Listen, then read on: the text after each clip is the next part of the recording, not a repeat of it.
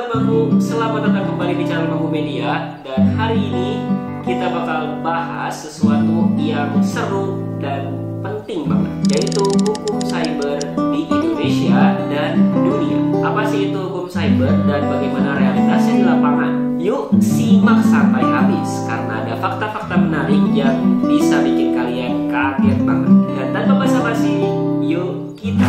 Ancaman cyber seperti hacking dan ransomware mengintai kita semua. Buku hukum cyber, Cyber Law, hadir untuk membantu Anda memahami hukum cyber di Indonesia dan dunia. Anda akan mendapatkan penjelasan UU ITE, UU PDP, dan regulasi global, fakta dan kasus nyata, dampak sosial dan tren masa depan seperti Internet of Things, dan tips praktis untuk amankan data Anda. Kenapa Anda harus membaca buku ini?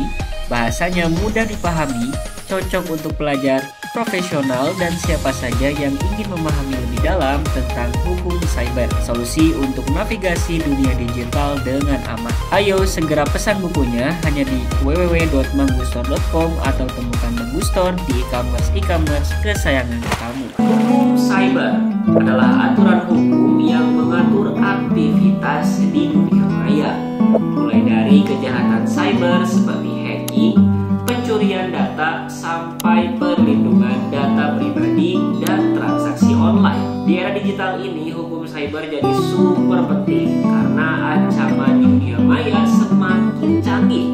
Bayangkan, setiap hari ada miliaran serangan cyber di seluruh dunia. Di Indonesia, hukum cyber diatur oleh beberapa undang-undang utama. Yang paling terkenal adalah UU ITE atau Undang-Undang Informasi dan Transaksi Elektronik yang sudah diubah di tahun 2016 dan 2024. Undang-undang ini ngejar pelaku kejahatan cyber seperti hacker, penyebar malware, sampai pencuri data identitas. Hukumannya bisa sampai 12 tahun penjara dan denda miliaran rupiah. Ada juga Undang-Undang Perlindungan Data Pribadi tahun 2022 yang mirip sama GDPR di Eropa. Undang-undang ini mewajibkan perusahaan lapor kalau ada kebocoran data dalam waktu 72 jam. Dan jangan lupa, mulai 2026 kita undang-undang hukum pidana baru bakal bikin hukuman untuk kejahatan cyber lebih tegas. Tapi realitasnya di lapangan, Indonesia kena serangan cyber miliaran kali setiap tahun. Contohnya pada tahun 2022, Tokopedia kena hack, 15 juta data pengguna dicuri. Terus di Juni 2024, Pusat Data Nasional diserang ransomware, mengganggu layanan 300 instansi pemerintah termasuk imigrasi dan bandara. Peretas minta tebusan 11 juta dolar, tapi pemerintah tolak bayar. Untungnya kunci dekripsinya akhirnya dirilis gratis. Di dunia, sekitar 80% negara sudah punya undang-undang kejahatan cyber. Eropa paling maju dengan 91% negara punya regulasi. Tapi tantangannya besar. Misalnya susah banget nentuin siapa pelaku di balik serangan cyber, apalagi kalau lintas negara.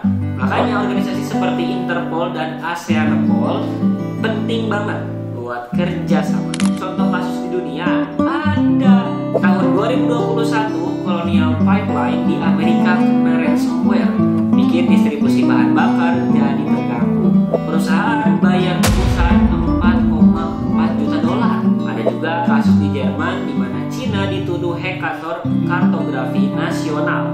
Kerugian cyber global setara sama PDB negara besar loh.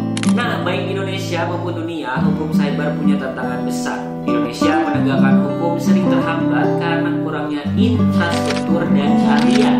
Banyak kementerian yang tanggung jawabnya tumpang tindih. Di dunia, beda sistem hukum antar negara bikin susah buat nangkap pelaku cyber. Tapi ada harapan. Indonesia lagi dorong regulasi lebih ketat dan latih SDM cyber security.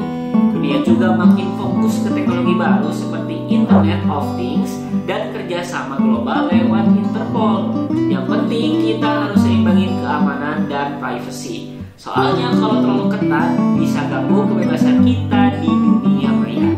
Nah, itu tadi pembahasan tentang hukum cyber di Indonesia dan dunia. Keren kan? Betapa pentingnya hukum ini di era digital.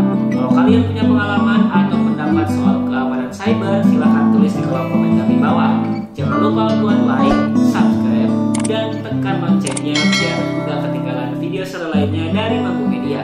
Stay safe di dunia maya ya guys. Sampai jumpa.